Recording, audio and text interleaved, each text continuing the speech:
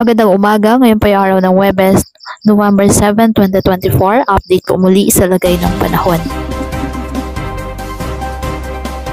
Patuloy na minomonitor ang bagyong Marcy at nagbabansyang maglandfall sa Babuyan Islands, Northern Mainland Luzon area. Taglay ng bagyo ang lakas ng hangin na aabot sa 150 km per hour, malapit sa sentro at may pagbugso nga aabot sa 185 km per hour. Kumikilos west-northwestward sa bilis na 10 km per hour. Nakataas ngayon ang signal number 3 sa the northeastern portion of mainland Cagayan, signal number 2 sa Batanes, the rest of Cagayan kasama ng Babuyan Islands, the northern portion of Isabela, Payao, the northern portion of Palinga, the northern portion of Abra, Ilocos Norte, and the northern portion of Ilocos Sur.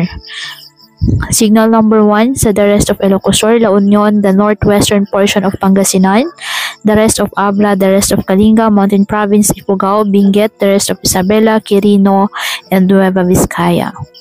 Ang bagyong Marcy ay inaasahang maglandfall o dadaan malapit sa Babuyan Islands o hilagang mainland Cagayan, Ilocos Norte at Apayao ngayong hapon hanggang Biyernes ng madaling araw.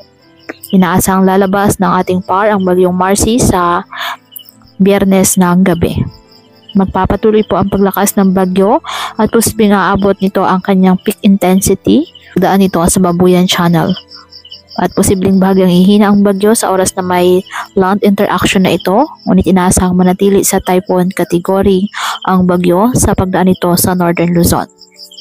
Kaya patuloy pa rin po natin na pinag-iingat ang ating mga kababayan sa bantapon ng mga pagbaha at pagguho ng lupa, lalo na kapag may malakas na ulan, at ugaliin na magdala palagi ng payong o kahit anumang panangga sa ulan sa tuwing lalabas po ng ating mga tahanan.